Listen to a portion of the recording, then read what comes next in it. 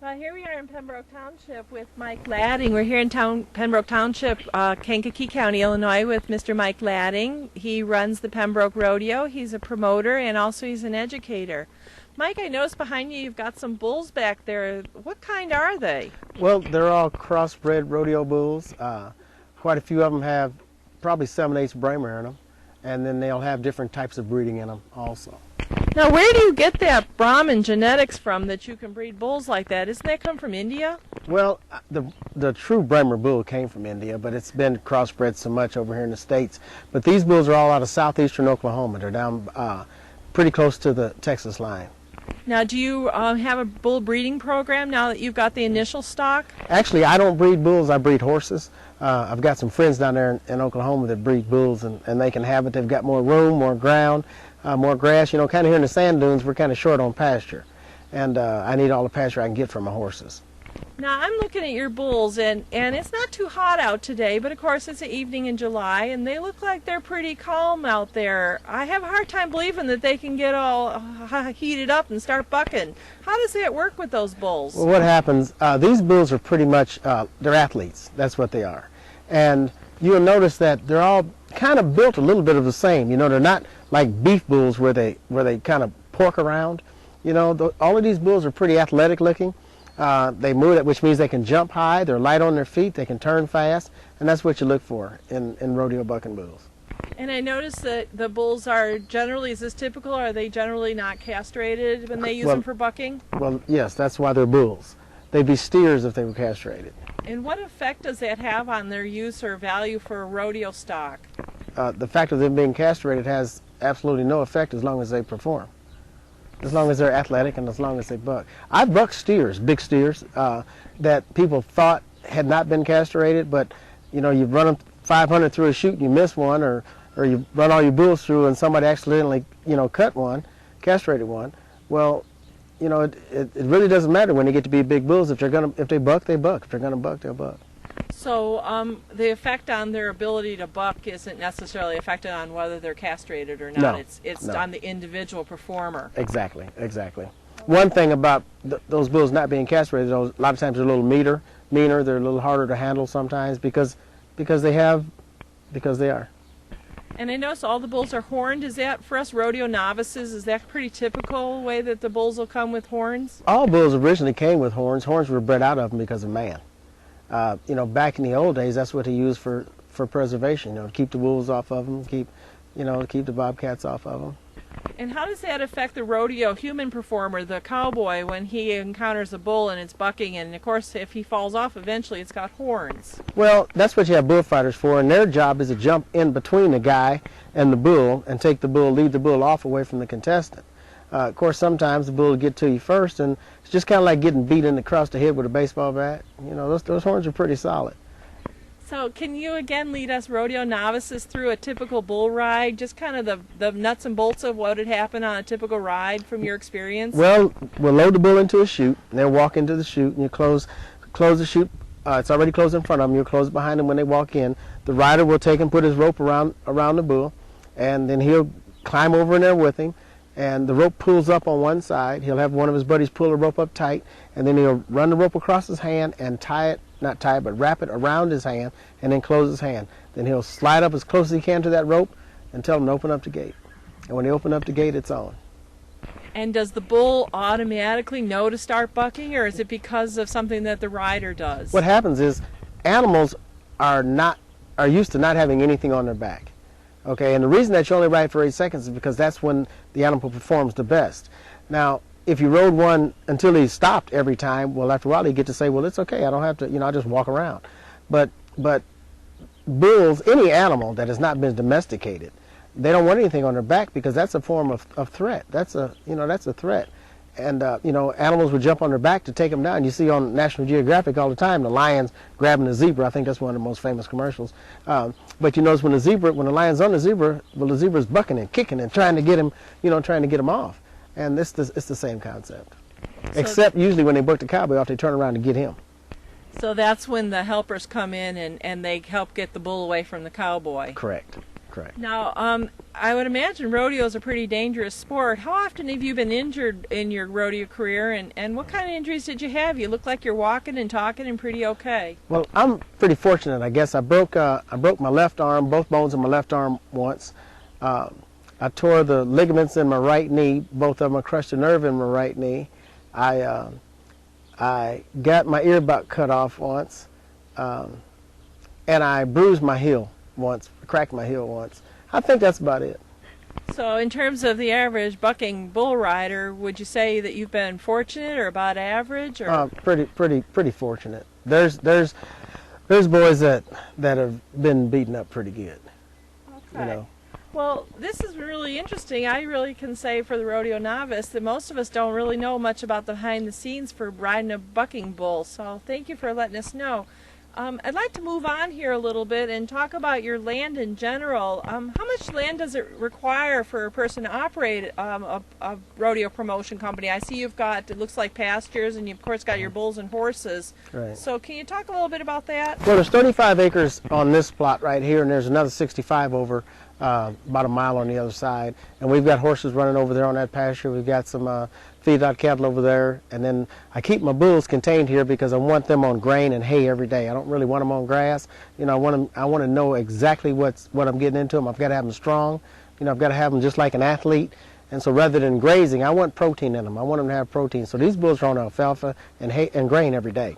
The same with my horses. They're on grass in the back, but I want to make sure that they're on grain and alfalfa every day also. So in terms of the layout and the arrangement of your farmstead here, you've got your immediate bulls here because it lets you keep an eye on them and feed them and really take good care of them. And then the animals that perhaps are not as critical, they're out on grass? Correct. Okay. And I see that you've got some pastures farther out back. The animals that are right here on the closest property to your house, is there any particular decision you make as to what animals are kept here beyond the bulls? Well, and what are in the your bulls, most remote naturally, I pasture? want them as close to the house as possible because I want to make sure they're there when I get up and they're there when I leave. That's really important because I don't need one of the bulls walking down the road or something. I keep the bucking horses in the back, and they can go back around over about 20 acres. And then I've got some yearlings that I keep a little closer than them, so I can kind of keep an eye on them. Then I keep my saddle horses down in the front. But we'll take a walk and look at it. Yeah, why all. don't we do that? I'd like to go and see your horses. It seems like that you're really the guy that likes the horses the best, you were saying. So if we can take a walk, we'll have a look. All right, let's do that. And tape is rolling. Well, now we've moved down a little to another place in the pasture here. Mike, what are these horses that we're looking at right now? These are my saddle horses. These are the horses that we use just for riding. We use them in the rodeo. If we need to chase bulls out of the arena, if we need to move cattle around, if we need to gather the horses, these are the horses that we use for that. And tape is rolling. These horses that we're looking at, you said you use them for just general riding. Do you use them for what you'd call pleasure riding, or mostly just in relationship to your business? Well, at my age, I do very little pleasure riding. I don't get up and down as well as I used to. But yeah, I mean, if we just want to go ride, we'll just saddle up one of these horses and go ride somewhere. A lot of times when we're checking the colts or checking the bulls or something, we'll saddle up and ride out through it. And it's good for the colts too. It kind of, helps them kind of understand that this is part of life and this is what we do. So not only is it just pleasure riding or pasture riding, but it's also good for the young horses to let them know about life. And the thing that I really appreciate about these type of horses, different than horses you see stalled up all the time. These horses understand how to navigate the terrain, and they do that because that's where they live, and they may have to step over a tree, or there may be something on the ground or something they have to step over something, to where if horses that are standing in a box stall all the time, it's hard for them to really understand how to function. It'd be like us staying in a closet all of our life, and then they open up the door and put us in New York. I understand. So you're saying the horses that live outside, like your saddle horses, have got common sense. Exactly right. Now, and they don't live outside all the time. I put them in the stalls, to feed them, and then after we feed them, then we kick them back out.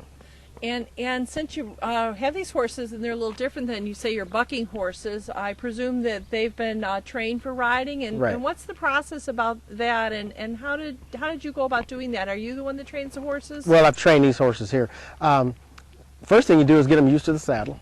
You know, you get them to where they don't want to kick at you. You know, you keep your hands on them. You let them know that the horse and yourself are friends. And then you get, first you start with putting a pad on them, letting them know if that's not going to hurt them. And then after a while you get the saddle on them. What I like to do is just saddle them and just leave them in the pen for a while, you know, in a small round pen. Just put the saddle on them, just let them kind of get used to it, let them feel the stirrups flapping on their sides and stuff. And then I'll put a bridle on them, kind of get them used to having a bit in their mouth.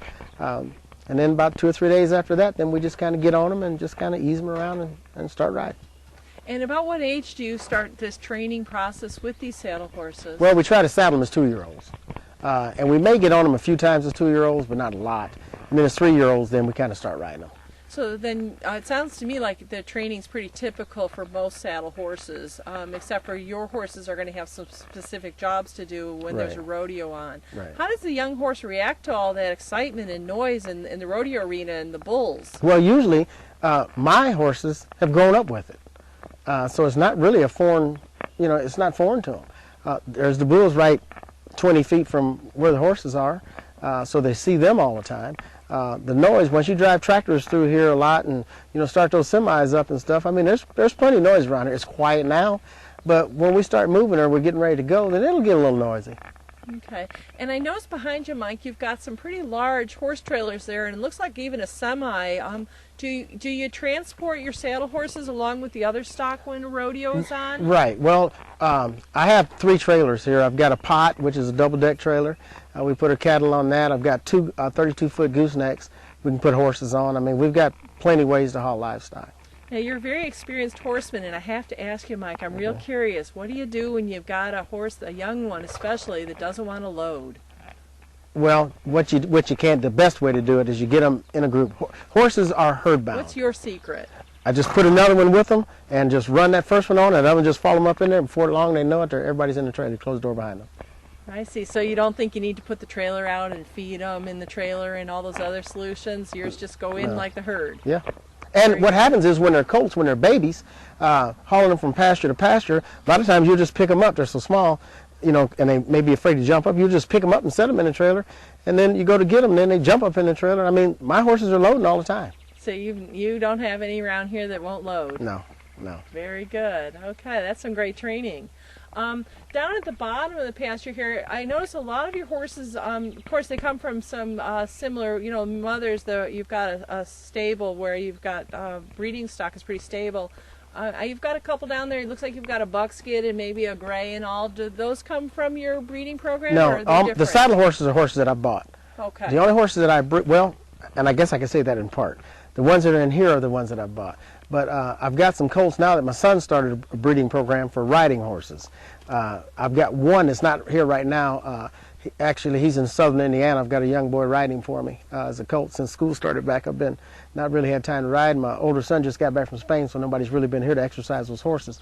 So his first colt is 4 years old, and he's really doing well. Then he's got a couple 2-year-olds, I guess, that he's raising. And the one horse in here, the spotted horse in here, is one of his colts. I see. And then it looks like you've got a paint out there. What's the genetic background in that horse? I know a lot of paints come from maybe some Spanish stock. What are yours? Well, ours are registered quarter horses. All of our paints are registered, and that's just like anything else. You can develop the color, you know, and get it into your breeding program. It's just like ordering a car or truck or something from, you know, from the. And now you're probably very familiar with the old famous King style quarter horse. I don't notice that so much in yours. Has that been something that you've wanted to encourage in your stock? Not necessarily, because that was the stouter, thicker, shorter horses, and now and they were great horses. But now you're wanting more with a little bit more gas. You know, those horses that can run in fast and stop quick and maneuver quicker, and it's just, I think it's just the trend has changed a little bit, and it may go back to that. Now, do you see more wear and tear on the joints and ligaments because these horses are a little lighter built in the back end? The old King horses, you know, they could turn on the hind and turn on the front quarter like nothing. But yet you're saying that there's a preference now towards a lighter horse, and how does that affect their legs and joints? I don't see any problems with it at all. You know, you can breed for bigger bone. You know, most of my horses are pretty big boned because I need them to be strong. And I haven't had a problem with horses' joints or legs or anything. So you've been really lucky in that way. Right. And selective. Okay. And now you also mentioned that the way you've got your land set up is largely for your convenience and also to benefit the health of your bulls, for example. Out behind me, I noticed that you've got some other animals out back. What kind of horses are they using those for? Well, the horses out back are my bucking horses I use in the rodeo. And the way I try to have it set up, it's important that one or two people can handle everything here at any time. So I try to have my water troughs close together. I try to have my feed when I'm feeding, have it set up so that I can just make a run, and when I get to the end of that run, I'm done. So largely that's for convenience and efficiency, but I bet you that also probably saves you on fuel and Certainly. other things. Right. The quicker you can shut that truck or tractor off, the better off you are. All right. And make sure that you've got everything fed the way they need to be fed. Yeah. How about if we go down and you show me those bucking horses? Okay. We haven't looked at them. Well, let's go. Now, And this first horse you see standing right here at the feed trough, he's kind of walking away from us right now. His name's Big Enough, and he was the 1995 World Champion Bucking Horse of the Year. We're pretty proud of him. He was raised right here on the ranch. Now, Mike, what did he do to obtain that title? He was just an outstanding bucking horse, and the top 15 cowboys in the nation vote on who they think is the best horse, and he happened to win. We've had quite a few champion bucking horses of the year. So would you say he's a champion because he bucks them off the quickest or the best, or Well, how does that happen? He bucks them off quick, and maybe not so quick all the time. It depends on the ability of the contestant. But he has that much heart. He's got that much stamina. He's just an outstanding horse. Now he's gotten to the age where I've pretty much retired him. I don't take him a whole lot anymore. But we've got some other horses in that pen of horses right there that I'm really high on, that are really outstanding horses. And matter of fact, there's 6 or 7 international finals rodeo horses qualifiers out here in this pen of horses right here. Very impressive. And these horses, again, do you breed these ones, or some of them you bred? I noticed their family resemblance. All but 3 horses here were raised on this property. All but 3. All but these 3 right here. The 3 in front of us? Right. I see. But all the rest of them were raised here. Mm-hmm. And right now it looks like you've brought them all forward up here. What do they eat? What do you feed them? Are they having oats or They're oats and corn. It's kind of a mixed feed, sweet feed. Now, do you make that yourself, or do you buy it at a mill? We buy it. Okay, buy it mixed already. And do you have any secret nutrition tips that you use? Any type of additives? Or I buy my grain from Donovan Elevator, and there's a guy there at the elevator. Where's that located? It's south of, between here and Watsika. Verlin is outstanding when it comes to concocting the putting the order together for grain. I get my bull feed from him and my horse feed, and he's just a master at it. You know, there's some things you don't learn in school. There's some things that I guess you're just born with, and he's outstanding. And the feed that I get from down there at Donovan, I mean, it's outstanding. And do you use additives like linoleic acid or anything like that for your To be honest stuff? with you, I don't know what he puts in it, and I don't care what he puts in it. He's talked to me about the mix and everything before, and it's proven to work extremely well for me. And if he's got to change something every now and then, he says, "Well, Mike, we're changing to this." I say, "Well, let's go ahead," because he knows what he's doing. I have all the confidence in the world in him. That's great to have a feed guy you can trust Yes, like that. yes. And your stock sure looks very healthy. I get a closer look at them. Now, these are all bucking horses, right? That's correct, every one of them. Okay. And can you tell again for the rodeo novice exactly how you handle this, where the horses are going in the rodeo and they're in the chute, and then what happens? I mean, tell us the basic process of that. Well, you've got the chute, and it's about 3 foot wide, and it's about 6 foot long, 8 foot long. And you put the horse in there, and then they put either the saddle or the bucking rig on him, bareback rigging they call it, and then the guy climbs in there and gets on the horse, and he tells him to open the gate, and the horse tries to throw him off, and they try to ride him. Is about the secret to the whole deal. So very similar to with the bulls then. Exactly. They yes. want to get you off their back. That's right. I see. Now, the horses, despite the fact that they're bucking horses, and when I've seen bucking horses, they look pretty fearsome, but these guys out here look pretty tame. Well, I don't know if tame is the word, maybe content. You know, they come up to eat, and they're probably coming up to get a drink of water now. But we handle them every day. I mean, every day we go through the same ritual. We call them up, we feed them, and they're used to it. I mean, it's just something they're used to. Now, they've got a pecking order, of course, so are they prone to as much bucking and biting and Each kicking other? as any other herd? And when they first get started to eat, the first one's got to be first. We know that. This horse right here, the horse with the white legs and the white face right here, I own this horse's mother and grandmother. This is one of my third generation horses right here. I'm really proud of him. Yeah, and I can see there's that family resemblance going on there, like you had with your horses down in some other parts of your place. And they just, Mike, they just look pretty darn tame. That's all I can say for bucking horses.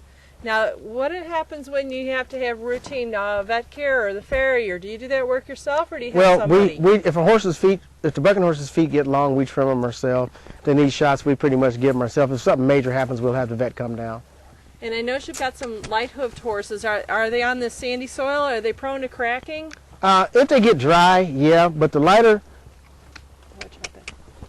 As you get in this corner, they're liable to back. They're liable to kick at each other and you'll get a hook. Just don't get in a corner. If they... usually when they've got lighter feet, they're not to be... Supposedly they say they're not as strong. But what I've found is that, especially in this sand is like walking in carpet. It's the best thing for them. Their feet will get a little dry. A lot of times we let the water trough run over, so it's kind of muddy. So whenever they come up to drink, it works good for them. So obviously in this soil, or sand, I guess you'd call it here, that's unique to Pembroke Township, we can kind of forget we're in Illinois. It looks like we're in Arizona. Pretty much so. Yeah, however, you don't have any problems, I would imagine, with hoof rot or thrush or any of the other kind of None things. whatsoever. It has its advantages and has its disadvantages. I would prefer to have like a third of this sand and the rest black dirt. It'd help your grass grow a lot better. In this sand, usually what happens is when they grab the grass, they just pull the roots out. Ready? Okay. One of the things that I really appreciate about living in this area, and I appreciate it a little and then I don't appreciate it some, is that it's real sandy. Now for my horse's feet, it works out real good. Actually, my cattle and everybody's feet, it works out real good because I don't have to worry about their feet getting, rotten or it hurting their feet at all. But then sometimes it'll get a little bit too dry. And then what we'll do then is we'll let the water troughs roll over a little bit so it's kind of muddy. They come up to drink all the time. They'll get their feet in the water and it'll kind of help keep their feet from cracking so much. But the sand here, and you can grow grass on it. Actually, my front lawn is all sand. You put enough fertilizer on it, you can grow, I guess, grass on rocks if you want to. But I find out in the pastures that once the horses kind of get it down too far, which means you need to rotate it quite a bit, once they get it down too far, it's really hard to bring it back. So that's the downside of being in the sand, but I tell you what, I wouldn't trade the sand for anything in the world. It really works good for me here. It works good for my horses, for my cattle. When everybody else is walking around knee-deep in mud, well, then it's usually pretty good around here. So you'd say, well, some other farmers would look at this as maybe not so desirable for certain crops. For you, this is a big plus on the whole. That's exactly right. That's exactly right. And since you run a rodeo promotion operation, I noticed that you've got, of course, a lot of animals out here.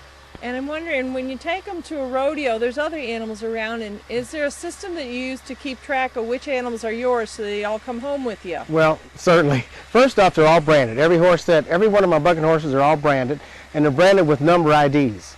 And the reason for that is because when the cowboys enter the rodeo, there has to be an animal drawn for them. And the way you make sure that everything's on the up and up, because you can't really change brands, if Joe enters the rodeo and he draws horse number 31, well then there's only one horse in that pen that has a 31 brand on him. Maybe somebody would say, well, I have the wrong horse, but you go by their branded number.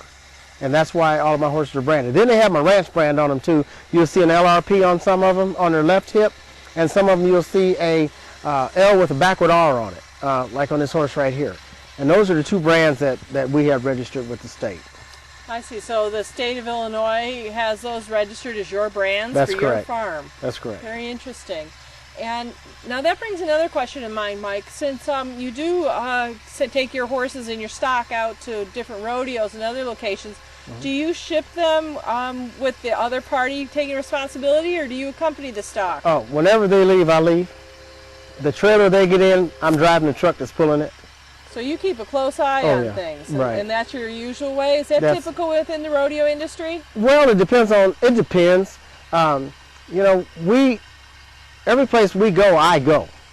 And so if I'm going to go, I just will drive. I got to drive something. So I usually take all the animals with me. I've got another guy that works for me, Ray Sakula, does an outstanding job. He handles the setting up of it, all the equipment and stuff.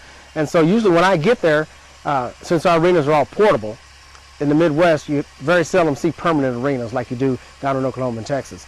But he'll go ahead of us. He'll get the arena set up, and when I get there, all I have to do is just back the semi up, drop the gate, and unload. Now, you provide all that arena, the temporary fencing and all that as well? That is correct, yes. So if I call Mike Latting with the Pembroke Rodeo, you could set me up in a rodeo from A to Z. Is that what you're saying? We have a turnkey operation. We can do everything that needs to be done in order for you to have a successful rodeo.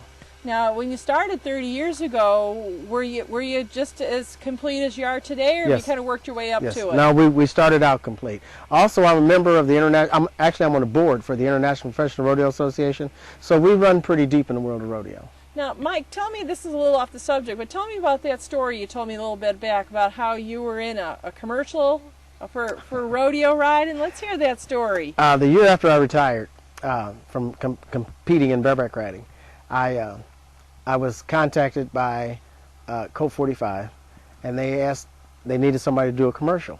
And they wanted a black guy that could ride bucking horses. Well, I fit the bill there. And they flew me out to Boulder, Colorado, and we shot a commercial for Colt 45 with me on a bucking horse. So I take it that there's not as many Mike Lattings out there as there are some others. There you go. And you were on Colt 45 commercial. When did that commercial air? In 1976, and when? It was 85. 1985. When was that exactly? What that was the year that the Bears won the Super Bowl. And was it on during the Super Bowl? It most certainly was on during the Super Bowl. Wow, very interesting. That's a long time ago, though. Yeah, I'll say it's been a little bit while.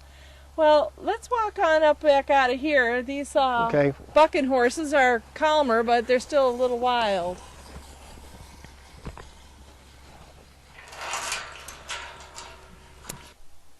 Well, we got done and survived looking at all those bucking horses back in there, and boy, they were bucking.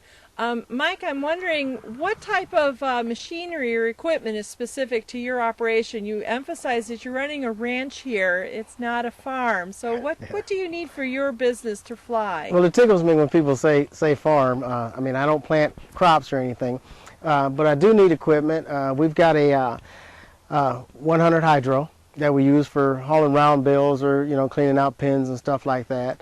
Then I've got to I've got two dualies. I've got a Dodge and a Ford dually, and then we've got two 32-foot gooseneck trailers here. And then I've got a semi that we haul the equipment with, and then a semi that we haul the livestock with underneath the double-deck trailer. So now if your tractor breaks down or it needs to be overhauled, how does that affect your business on the short term? That's not a good thing. It's not a good thing on the short term or the long term. But on the short term, what I do, I've got friends that have semis or something like that, or tractors, and if I'm down, I'll borrow one of theirs. If they're down, they'll borrow one of mine. We kind of do things that way. So actually this is kind of interesting compared to a farm where you're planting row crops, because your technology in terms of tractor needs are a little lower than maybe some other farmers have because you ranch. Right, quite a bit lower. Very my planter doesn't have to work at all. Actually, it can be a flower bed, actually. Very interesting.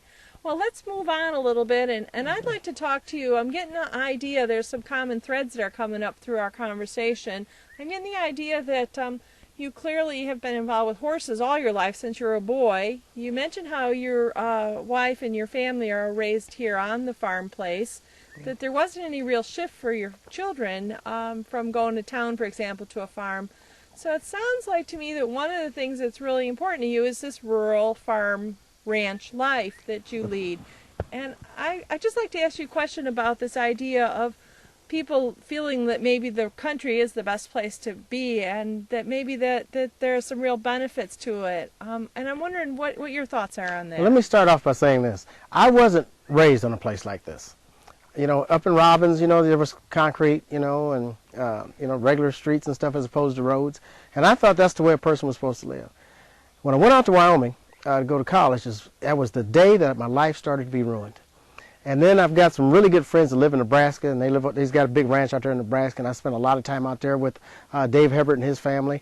And you had to go through 2 ranches to get to his ranch. That's how much ground there was. That doesn't look like being ruined, Mike. What do you mean by that? Well, I'm going there. But anyway, when my dad bought his partner out in the rodeo business, and I came back to help him run it, I realized after being out west that I could never live in town again. And that's how the match between me and Hopkins Park came to exist. Leaving from Nebraska, Wyoming, Colorado, heading back east of the Mississippi, I knew that there's nowhere in the world that I could have a neighbor right next door. I knew that I needed a place where my kids could just rip and run, and all I had to worry about was them coming back in and being filthy, so I could just throw them in the bathtub and throw water on them and they'd be okay. That's the kind of lifestyle I wanted to lead. That's the kind of lifestyle I wanted for my children. And so that's what some people might call an agrarian lifestyle, and it sounds like it suits you very well. Well, I'm tickled to death with it. Wouldn't trade it for anything in the world. Very good. Okay. Well, I'd like to wrap up, and I've got just a little bit more I'd like to talk to you about before we do that. And one of the things I'm wondering about is the government. I know you're like every other American. You work hard, you pay your taxes. And I'm wondering, in Pembroke Township, what do you get for that? Well, let me tell you a little bit about me. I guess I've never asked anybody for anything. And I've never had any subsidies or anything of that matter either. So I can't speak for the rest of the people in Pembroke Township. I can only speak for Mike Latting. But I work hard every day to have what I want. And I make it my business, and I raise my family that way. And what we have is what we can pay for. And that's really all we need. So do you participate in any type of USDA or farm programs None that are available to all ranchers and farmers in Illinois? None whatsoever. So basically this is all you're doing here. You just make your relationships with your suppliers, and your family does the work and keeps the place running. That's correct. Very, very interesting. Now, let me say one more thing. I'd like to ask you about the role of education in agriculture. We talked about that a little bit at the beginning of our talk this evening, and I'm wondering if you could talk a little bit about more, in your opinion, what role does education play in a successful career in agriculture? A lot of people feel like, oh, I'm going to be a farmer or I'm going to be a rancher. I don't need any education. What do you say to that? I say anybody that thinks as though they don't need any education obviously tells me how much education they need. Now, what I mean by that is, you know, the world is constantly changing, and you have to stay abreast, or you're going to fall behind. Now, I'd rather stay abreast, thus being educated, understanding what's going on, learning the new things that's coming down the pike that's going to save me money or headache later in life. And education comes in different ways. It's not necessarily just sitting in a classroom, you know, with an instructor giving you information. There's a lot of ways to be educated. But anyone that says education is not on their docket, then there's something wrong with them. So that'd be something that you'd be real concerned about, is maybe something that prevents somebody from a successful career in agriculture. Well, I wouldn't be concerned about it. I would suggest that they be concerned about it, because I believe in education. If they don't, then that's their problem. All right. Well, that's very good. So to sum things up, the most important things for you in your life so far have been, what would you say? Education, of course, and what are the other things? The most important thing to me in my life is to be happy. And I am the luckiest, happiest person in the world. I believe that you're going to get out of life exactly what you put into it. So I plan on putting a lot into it. Thus, I receive a lot out of it. I've got 3 great kids. I've got a good wife. I mean, I don't need anything else. I'm happy. I'm happy. Very good. Well, it's been really great talking with you, Mike Latting, and I've been really appreciated having you show us around your place today. And we now know that you do have a ranch, so I won't make that mistake and call it a farm again. Well, thank you. And thank you very much. The pleasure's mine.